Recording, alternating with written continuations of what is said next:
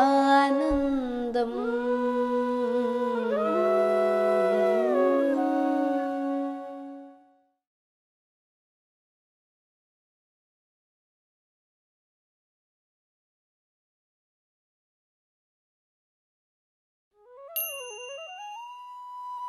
कि अगर आपकी सोच आपके शरीर को हमेशा ग्राउंडेड रखती है, अवेयर, आप शरीर से अवेयर रहते हैं, जागरूक रहते हैं, और ये सोच आत्मानुभूतियाँ, सोल फीलिंग्स की ये जो एसेंस है, उसका जो सारांश है, अगर उससे आपकी सोचें जुड़ी हैं तो वो सकारात्मक सोच है।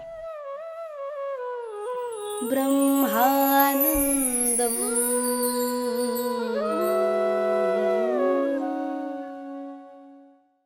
नमस्कार दोस्तों, ब्रह्मानंदम शो में एक बार आपका फिर हार्दिक स्वागत करती हूँ। A thousand seeds of joy, Anand Karnesh ji द्वारा रचित इस अद्भुत किताब से हम आपस में विवेक बांट रहे हैं। दोस्तों, पिछले एपिसोड के अंत में हमने माँ के द्वारा क्वांटम साइंस के बारे में इतने सरल शब्दों से उसका विवरण हमने सुना था। उसी के साथ हम इस एपिसोड में आगे बढ़ते हैं। दोस्तों, तो माँ ये हमें कह रही थी कि हमारा ये जो मन है उसे समझना बहुत ज़रूरी है। दोस्तों, तो काफ़ी एपिसोड से हम इस मन के बारे में धीरे धीरे थोड़ा थोड़ा जानते हुए उसकी गहराइयों में जा रहे हैं। तो यहाँ माँ हमें ये कह रही थी कि हमारा ये जो मन है उसका एक छोटा सा भाग हमारा अपना मन है, जो सिर्फ हमारे से जुड़ा हुआ है। जब हम कहते हैं हमारे से जुड़ा हुआ है, तो सब अपने को पृथक पृथक अलग अलग समझते हैं। वो इसी मन के कारण है जिसे हम और लोगों से जुड़ा हुआ नहीं देख सकते। तो ये जो हमारा अपना मन होता है, ये हमें हमारे दैनिक जीवन में हम इसका उपयोग करते हैं, इसके द्वारा हम आगे बढ़ते हैं। पर दोस्तों, गहराइयों में जो मन का भाग है, जिसे हमने पहले भी बताया था अनकॉन्शियस माइंड, उसका एक भाग सामूहिक यादों को अपने आप में समाया हुआ है। अंग्रेजी में इसको कहते हैं कलेक्टिव अनकॉन्शियस माइंड। तो ये अनकॉन्शियस माइंड का वो भाग है जहाँ पर ये सिर्फ हमारे से नहीं बल्कि सारे मानवता के यादों से जुड़ा हुआ है, और ये यादें समस्त सृष्टि की यादों को अपने में समाये हुए है। जब तक आत्म साक्षात्कार नहीं होता, जब तक हम इस आध्यात्मिक प्रगति में धीरे धीरे आगे बढ़ते हुए आत्म साक्षात्कार की ओर बढ़ते रहते हैं, तब तक हम हमारे चारों ओर की दुनिया को इस कलेक्टिव अनकॉन्शियस माइंड के चश्मे के द्वारा देखते रहते हैं। तो ये जो कलेक्टिव है, इसका मतलब है सामूहिक, और अनकॉन्शियस जो सुध बुध में नहीं है, बेहोश कह सकते हैं या सोया हुआ मन कह सकते हैं। तो ये सोया हुआ मन जहाँ समस्त सृष्टि की यादें छुपी हुई हैं, जो सिर्फ हमारा मन नहीं है, जहाँ सारे मानवता की सामूहिक यादें एक साथ जुड़ी हुई हैं।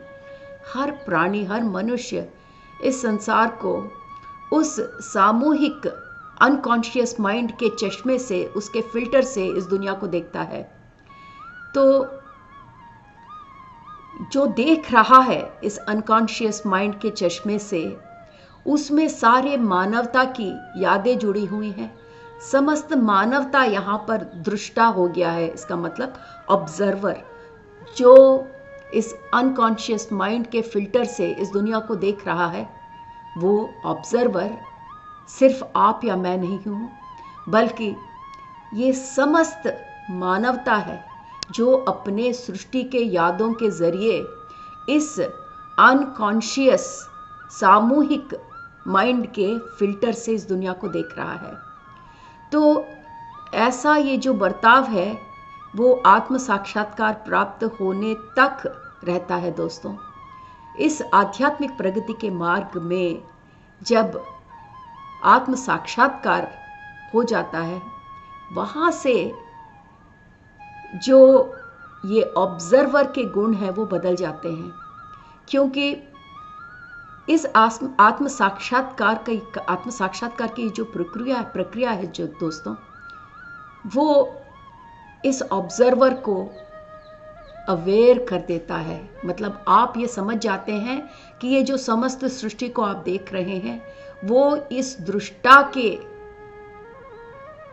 चश्मे से देख रहे हैं। और ये जो दृष्टा है, ये ऑब्जर्वर है, ये सिर्फ आप और मैं अलग अलग नहीं है, ये पूरी मानवता की सामूहिक यादें हैं।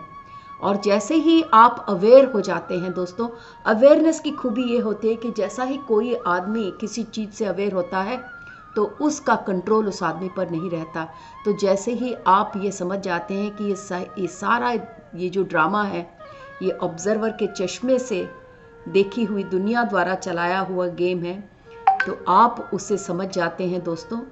और समझते ही नहीं, उसके परे चले जाते हैं। तो यहाँ पर ये बहुत खूबसूरती से माँ बता रही हैं कि जैसे जैसे आप उस ऑब्जर्वर को समझ जाते हैं, उसे पहचान जाते हैं, तो अब उस ऑब्जर्वर की ज़रूरत नहीं है आपको। आप उस ऑब्जर्वर से परे चले जाते हैं। अंग्रेजी में कहते हैं उसको यू ट्रांसेंड द ऑब्जर्वर, मतलब जो देख रहा है, जो समस्त मानवता की दृष्टि से देख रहा है इस दुनिया को, आपके सामूहिक अनकॉन्शियस माइंड के चश्मे के द्वारा देख रहा है। एक बार जब उसके परे आप चले जाते हैं तो उस आत्म साक्षात्कार हुए आत्मा को समस्त सृष्टि एक अनंत शून्यता के रूप में नजर आता है, जहां न आप अलग हैं, मैं अलग हूं, बल्कि समस्त सृष्टि, सारे प्राणी और दिव्य आत्माएं इस परिपूर्ण एकत्व में घुल जाते हैं, मिल जाते हैं दोस्तों।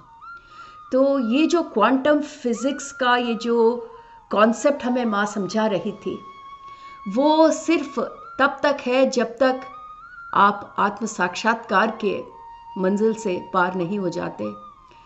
आत्म साक्षात्कार का मतलब ही अवेयरनेस है दोस्तों।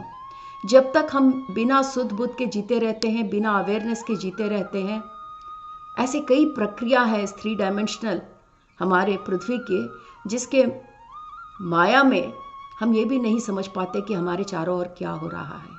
इसलिए दोस्तों, अवेयरनेस ये शब्द बहुत ज़रूरी और बहुत ही महत्वपूर्ण है हमारे इस आध्यात्मिक पुरोगमन के मार्ग में। जैसे जैसे हमारी ज़िंदगी में ये अवेयरनेस धीरे धीरे अपनी जगह लेने लगती है, तो हम अपने चारों ओर के होते हुए प्रक्रिया को, हमारे अंदर की जर्नी को, हमारे बाहर की जर्नी को बहुत ही गौरपूर्वक देखते हैं दोस्तों। और इस अवेयरनेस के साथ धीरे धीरे माया की परतें भी घुलने लगती हैं। तो यही माँ यहाँ हमें बता रही हैं कि जब आप ये समझ जाते हैं कि ये सारा ड्रामा इस ऑब्जर्वर के चश्मे से देखा जा रहा है, और जब आपको ये ज्ञात हो जाता है कि ये सब उस ऑब्जर्वर के दृष्टिकोण से हो रहा है, तो आप उस ऑब्जर्वर के दृष्टिकोण से परे चले जाते हैं। और वहाँ पर कोई विभाजन नहीं है दोस्तों, न आप अलग हो न मैं अलग हूँ। समस्त सृष्टि, सारी आत्माएं, सभी दिव्य आत्माएं इस परिपूर्ण एकत्व में मिलकर एक हो जाते हैं। इतना सुंदर कॉन्सेप्ट है दोस्तों, जो क्वांटम साइंस आप किताब पढ़ के नहीं समझ सकते, वो माँ ने इतने अद्भुत रूप से इस सामूहिक अनकॉन्शियस माइंड के ऑब्जर्वर तत्व, ऑब्जर्वर कॉन्सेप्ट के द्वारा यहाँ पर हमें बहुत बखूबी से समझाया है। माँ ये कहते हुए आगे बढ़ती है कि ये सब हमारे उस मन का खेल है, वो मन जिसका उपयोग हम दैनिक जीवन में करते हैं, जिसे हमने पहले भी कहा था कॉन्शियस माइंड, जो हमारे समस्त मन का एक छोटा सा भाग है। और ये मन है जिसका उपयोग करके हम अपना भौतिक जीवन चलाते हैं। और ये वो मन है जहाँ से हम सोच विचार करते हैं दोस्तों। तो यहाँ पर माँ ने इसको थिंकिंग माइंड कहा है, ऐसा माइंड जो हमेशा सोचता रहता है, ऐसा मन जहाँ से सारे सोच विचार उद्भव होते हैं। तो माँ ये कहती है, जब तक आप इस थिंकिंग माइंड के सहारे जीते हैं, जब तक आप उस 90% माइंड जो छुपा हुआ है, जिसे या तो आप सबकॉन्शियस माइंड कहो या फिर अनकॉन्शियस माइंड कहो, आप उससे एकदम अनअवेयर हो, या मतलब ये भी नहीं जान पाए कि मन का इतना बड़ा भाग आपसे छुपा हुआ है और आप उस छोटे मन से, जो सोच विचार वाले मन से अपनी जिंदगी चला रहे हो, तब तक ये सोच विचार वाला मन इस दुनिया को अनेक भागों में विभाजित रखता है आपसे। तो जब तक आप इस कॉन्शियस माइंड के सहारे जीते रहेंगे, आप ये सारी चीज़ों से अनभिज्ञ रहेंगे, मतलब बिल्कुल अवेयर नहीं रहेंगे दोस्तों।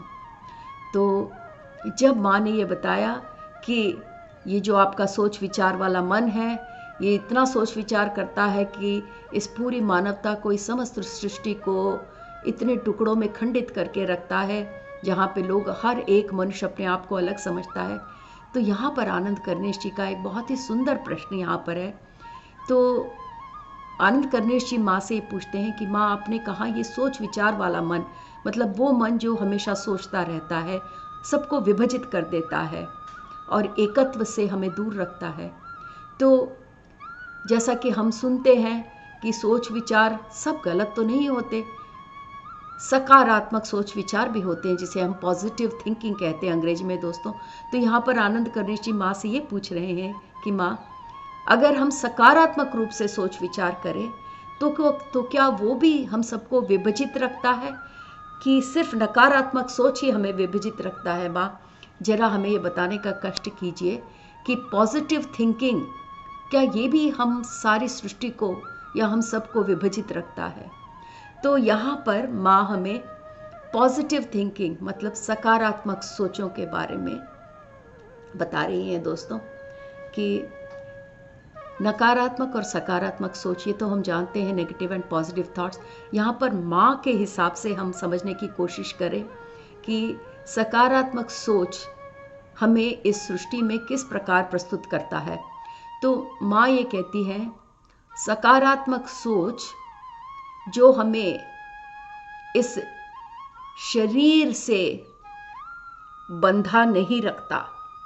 जब हम कहते हैं दोस्तों शरीर से बंधा रखना, इसका मतलब ये है कि काफ़ी बार हम सोचते रहते हैं, हम उन सोचों से एकदम अनअवेयर रहते हैं दोस्तों। जब भी हम किसी दुनिया के बारे में सोचते हैं, हम भूल जाते हैं कि हम इस शरीर में हैं। तो हमेशा, हर वक्त हमें अवेयरनेस में रहना बहुत ज़रूरी है दोस्तों। भले ही सोच कैसी भी हो, हर समय हमें अपने को ग्राउंडेड करके रखना है इस शरीर में। शरीर कोई बुरी चीज़ नहीं है दोस्तों, जैसा कि हम इस आध्यात्मिक मार्ग में हमेशा कहते रहते हैं कि हम शरीर पदार्थ नहीं है, हम आत्म पदार्थ हैं। हालांकि हमारा ये जो ओरिजिन है, हमारा मूल है, वो हमारी आत्मा है, जो न जाने कितने जन्मों में कितने शरीर लेकर यहाँ पर प्रस्तुत रहता है। पर हमें ये याद रखना है दोस्तों कि इस जन्म में हमारी आत्मा ने इस शरीर को चुना है और इस शरीर के जरिए ही हमारी आध्यात्मिक यात्रा जारी रहेगी। तो आप इस शरीर को भूल कर आगे नहीं बढ़ सकते। तो आत्मा तक पहुंचने के लिए पहले हमें हमारे शरीर में ग्राउंडेड रहना पड़ेगा। तो माँ ये कहती है कि वो सकारात्मक सोच जो हमें हमारे शरीर में ग्राउंडेड नहीं रखते, वो सकारात्मक सोच, वो पॉजिटिव थॉट्स जो हमारे आत्मानुभूतियों की जो एसेंस है उससे जुड़े नहीं रखते, ऐसे सारे सकारात्मक सोच भी हमारी इस दुनिया को विभाजित करते हैं। तो अर्थात माँ ये कहती है कि अगर आपकी सोच आपके शरीर को हमेशा ग्राउंडेड रखती है, अवेयर, आप शरीर से अवेयर रहते हैं, जागरूक रहते हैं, और ये सोच आत्मानुभूतियाँ, सोल फीलिंग्स की ये जो एसेंस है, उसका जो सारांश है, अगर उससे आपकी सोचें जुड़ी हैं तो वो सकारात्मक सोच है। तो यहाँ पर हमें दो चीज़ें बहुत स्पष्ट रूप से समझ में आ रही है दोस्तों, कि इस पवित्र त्रिमूर्ति के अध्याय में जो 3 त्रिमूर्तियों को हमने जाना, एक हमारी अनंत शून्यता जहाँ से समस्त सृष्टि उद्भव हुई है, दूसरी आत्मानुभूतियाँ, जिसके बारे में हम धीरे धीरे जानते हुए आगे बढ़ रहे हैं, जो ब्रह्मानंद से उद्भव होकर उस ब्रह्मानंद से हजार आनंद के बीज की तरह उनका उत्पन्न हुआ है। तो दूसरी त्रिमूर्ति है वो हमारी आत्मानुभूतियाँ हैं, और तीसरी त्रिमूर्ति जो है दोस्तों, वो हमारे शरीर की संवेदनाएं हैं, जिसे हम कह सकते हैं देहानुभूति, हमारे शरीर की संवेदनाएं, बॉडी सेंसेशंस। तो जो भी सेंसेशन हमें हो रहे हैं दोस्तों, हमें उसे लाइट नहीं लेना है, वो हमें इस शरीर में ग्राउंडेड रखने के लिए बहुत सहायक रहती हैं। तो यहाँ पर माँ ये कह रही है कि वो सारी सोचें जो हमारे शरीर के संवेदनाओं से जुड़ी हुई हैं, जो हमारे आत्म की अनुभूतियों से जुड़ी हुई हैं, वो सारी सकारात्मक सोच हैं। अगर आपके सोच इन दोनों चीज़ों से नहीं जुड़े हुए हैं तो वो असल में सकारात्मक सोच नहीं है, पॉजिटिव थॉट्स नहीं है दोस्तों। इसका माँ उदाहरण देते हुए हमें आगे बढ़ती है कि अगर किसी ने आपको कॉम्प्लीमेंट दिया क्योंकि उन्हें आपका आमोदन चाहिए, कई बार लोग करते हैं दोस्तों कि उन्हें आपसे कुछ काम कराना है तो आपके लिए एक अच्छी सी बात कह देते हैं। जैसे ही वो आपको अच्छी बात कहेंगे तो आपको लगता है कि मेरा ऑब्लिगेशन है कि ठीक है, मैं उनकी हाँ में हाँ मिलाऊं। तो ऐसा जो कॉम्प्लीमेंट आपको मिलता है वो बहुत ही खोखला और असत्य है, क्योंकि ये इसलिए असत्य है ये कॉम्प्लीमेंट, माँ कहती है, क्योंकि ये आपके शरीर से जुड़ा नहीं है, क्योंकि ये खोखला है, शरीर के संवेदनाओं से ये नहीं जुड़ा हुआ है। और जब ये आपको कॉम्प्लीमेंट मिलता है दोस्तों, ये एक आत्मानुभूति की तरह आपके शरीर में प्रवहित नहीं होता। आत्मानुभूतियाँ क्या है? आनंद, प्रेम, एम्पैथी, करुणा, ये सारी चीज़ें। अगर किसी की कोई बात आपको ये कोई आत्मानुभूतियों का एहसास नहीं दिलाती, आपके शरीर के संवेदना से नहीं जोड़ती, तो वो पॉजिटिव फीलिंग नहीं है दोस्तों। तो यहाँ माँ ये उदाहरण देकर कह रही हैं कि ऐसा कॉम्प्लीमेंट खोखला है, असत्य है, क्योंकि वो आपके शरीर में रूटेड नहीं है, शरीर के संवेदनाओं से जुड़ा नहीं है, आपके मन में आत्मानुभूति की तरह नहीं प्रवहित हो रहा है। पर हालांकि ये आत्मा और शरीर से नहीं जुड़ा हुआ है, पर आपके मन को इस कॉम्प्लीमेंट से तात्कालिक रूप से थोड़ी शांति मिलती है, आपको अच्छा लगता है, आपको सुकून मिलता है। शांति का तो प्रयोग नहीं किया है माँ ने, माँ ये कहती हैं कि सुकून मिलता है आपको, क्योंकि मन को अच्छा लगता है कि किसी ने आपके बारे में अच्छी बात कही। तो दोस्तों, मन को क्यों अच्छा लगता है? मन को इसलिए अच्छा लगता है कि मन का एक अहम भाग है अहम। तो मन का एक बहुत ही मुख्य भाग है हमारा अहम, और अहम को बहुत अच्छा लगता है कि हमारी तारीफ होए, हमारे बारे में लोग बात करें। तो जब ये कॉम्प्लीमेंट जब हमें किसी से मिलती है, असत्य कॉम्प्लीमेंट, वो ना ही शरीर के लिए लाभदायक है, ना ही हमारी आत्मा के लिए लाभदायक है। ये तात्कालिक रूप से हमारे मन को सुकून देता है, बस उससे हमें यही मिलता है। तो ऐसा ये जो सोच है, जो कॉम्प्लीमेंट किसी ने दिया एक सोच के कारण, ये पॉजिटिव थॉट नहीं हो सकता, क्योंकि ना ही ये शरीर की संवेदना से जुड़ा है, ना ही आत्मा की अनुभूतियों से। और माँ ये उदाहरण को आगे बढ़ाते हुए ये कहती है कि कभी कभी लोग इतनी बड़ी बड़ी बातें इस दुनिया में कहते हैं कि हम इस दुनिया में पॉजिटिव चेंजेस लेके आएंगे या सकारात्मक परिवर्तन लेके आएंगे इस दुनिया में, पर ऐसी बातें जिसका कोई वजूद नहीं है, जो खोखली है, और जहाँ भी खोखली बातों के बारे में, खोखली सोच के बारे में दोस्तों, उसका मतलब यही है कि ना ये शरीर में ग्राउंडेड है और ना ही आत्मानुभूतियों के सार से मिला हुआ है। और जब भी लोग ऐसी बातें करते हैं, ये कभी मैनिफेस्ट नहीं होते। मैनिफेस्ट का मतलब ये कभी सच नहीं हो पाते, क्योंकि इन सोचों में ना ही शरीर के गहराइयों से जुड़ी संवेदनाओं से कोई संबंध है, ना ही आत्मा से कोई संबंध है। जो बातें बिना शरीर के संवेदना से जुड़ी हो, बिना आत्मा से बंधी हो, वो सारी बातें, सारे सोच खोखले हैं और उनका मैनिफेस्टेशन, उसका सृजनात्मकता के रूप में बदलना संभव नहीं है। तो ऐसे सोचे पॉजिटिव थिंकिंग नहीं हो सकती। तो फिर माँ ने ये तो बता दिया कि कौन सी चीज़ें पॉजिटिव थॉट्स नहीं है। अब माँ के शब्दों में सुनते हैं दोस्तों कि कौन सी चीज़ें पॉजिटिव थॉट्स हैं। तो माँ कहती है कि अगर आप पॉजिटिव थॉट्स के बारे में जानना चाहते हो तो पॉजिटिव थॉट्स कैसे होने चाहिए। वो ऐसे सोच हैं जो हमारे चेतनाओं के गहराइयों को सामने लेकर आती हो, जो हमारे भीतर जो चेतना है उसके जो गहराइयाँ हैं उसको प्रस्तुत कर सके, ऐसी सोच पॉजिटिव सोच हो सकती है। माँ ये कहते हुए ये भी कह रही है, हम ये नहीं कह रहे कि आप दूसरों के प्रति विनम्र नहीं रहो, आप अवश्य विनम्र रहो, पोलाइट रहो, पर अगर आप सोच रहे हो कि मैं पॉजिटिव थॉट्स बाहर लेके आ रही हूँ या आ रहा हूँ, और अगर ये सोच आपकी चेतनाओं की गहराइयों से जुड़ी नहीं है तो ये आपकी दुनिया को विभाजित करके रख देंगी। क्योंकि जो ऊपरी मन से निकले हुए सोच, हमने पहले ही बताया था कि मन का वो भाग, छोटा सा भाग जो बर्फ के रूप में उस शरीर के संवेदना के झील में तैर रहा है, वो हमारी दुनिया को हमेशा विभाजित रखता है। तो ऐसे पॉजिटिव थॉट्स इस दुनिया के किसी काम के नहीं होंगे, क्योंकि ये समाज को फिर भी विभाजित ही रखता है।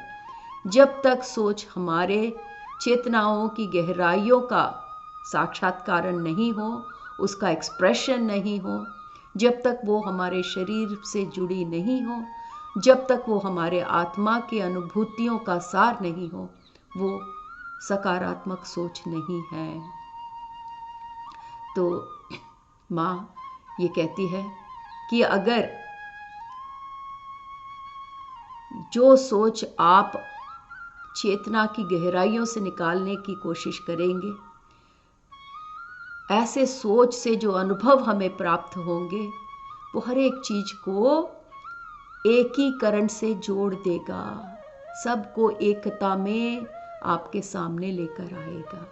पर ये जो चेतना के अंदर से निकली हुई जो सकारात्मक सोच के रूप में सामने आती है, वो सबको एक सूत्र में इसलिए बांध देता है क्योंकि ये सिर्फ ऊपरी मन का सोच नहीं है, पर ये हमारे शरीर और आत्मा, ये जो दोनों हैं, इनके अनंत शून्यता के आगे समर्पण करने के कारण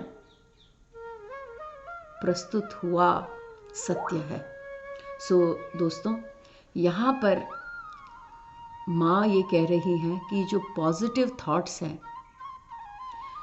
पॉजिटिव थॉट्स सिर्फ हमारे सोचने से पॉजिटिव थॉट्स नहीं हो पाते, क्योंकि ये सोचने वाला मन भी इस समाज को विभाजित ही रखता है।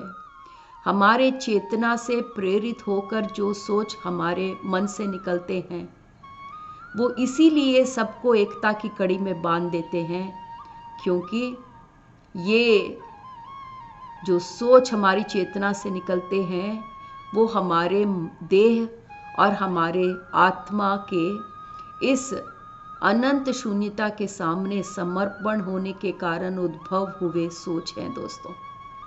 तो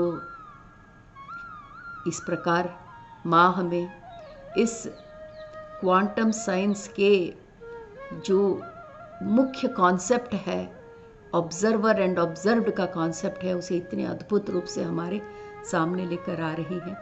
और सकारात्मक सोच के बारे में जो हमारा भ्रम है, माँ ने इतने सुंदर रूप से